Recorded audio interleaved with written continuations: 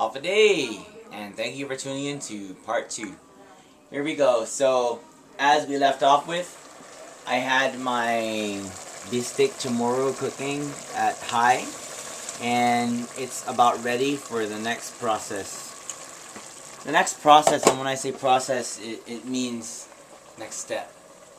If you don't know how to interpret that, then ask it tomorrow to do your interpretation for you. Anyhow, you know, it's looking really good right now. We have it there cooking, simmering, and absorbing those juices there.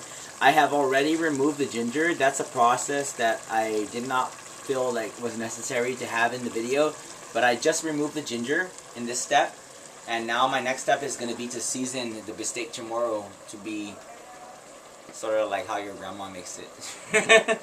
So I'm going to head on over to my cabinet, or cupboard, as they say out here in the US. Grab the banana, grab the ketchup, which is soy sauce, and let me get my measurements here ready.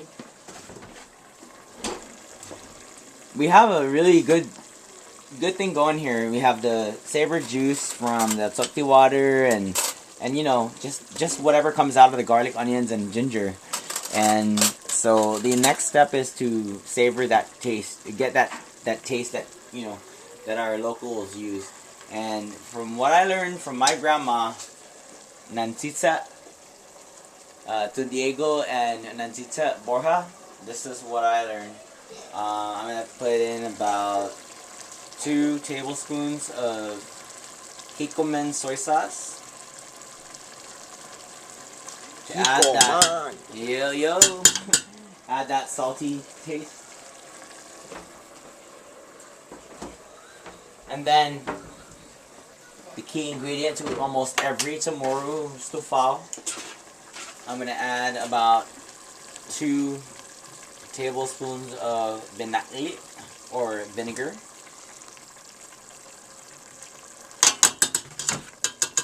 And then Bistek Chamorro is known to be a pretty pica dish. So what am I going to do now?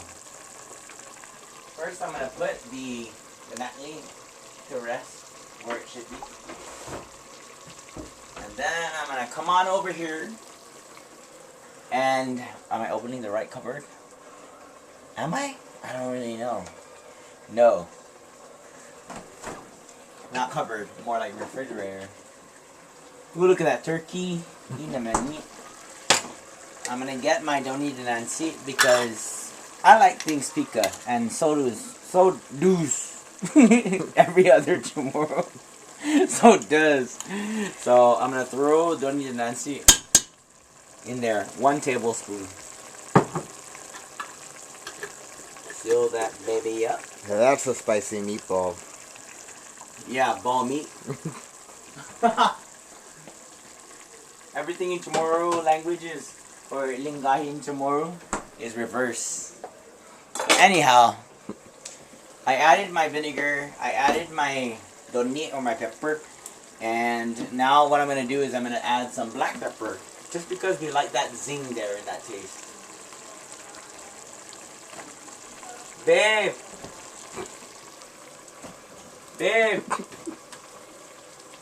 Where's the black pepper? Nanya. Inaso ko na un napeparas ni. Yeah.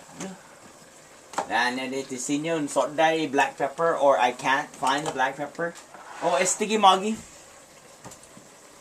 Okay. Throw black pepper in there. You don't want to use the, you know, the fancy schmancy pepper that you grind over your stuff.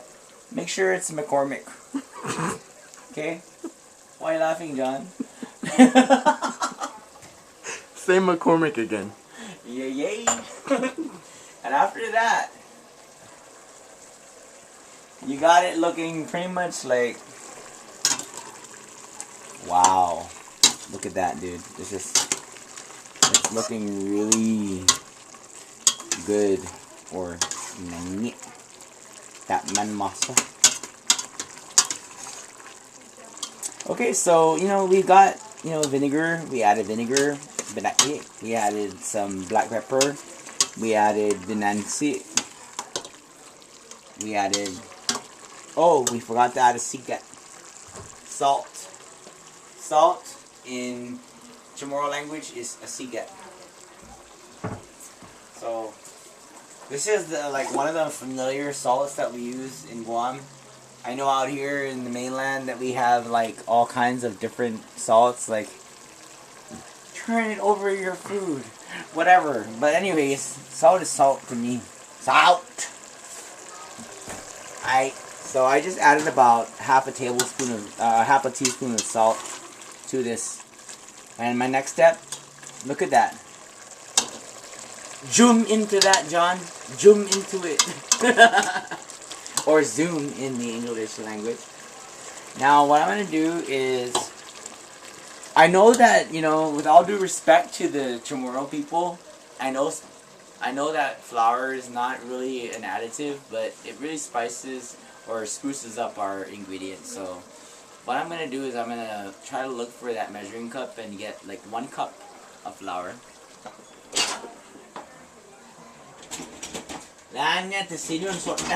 So I'm gonna grab an alternative. Oh, and sort that. And this is for gas, sister.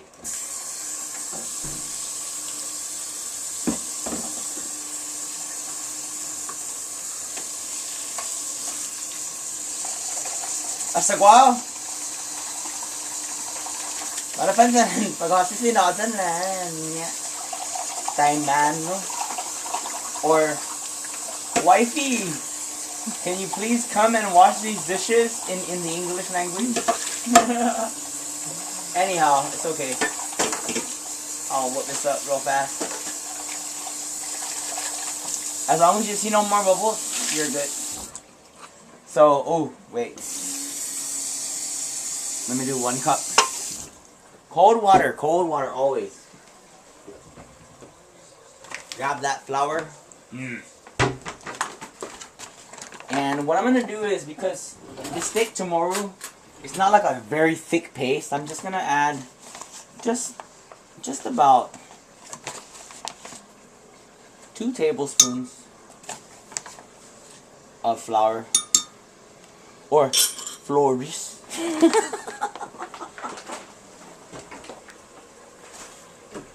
You're so crazy. I know, I'm so crazy. How many choy you like? Anyways, cold water, you know, is like one of the best ingredients because you get to mix it up with a spoon.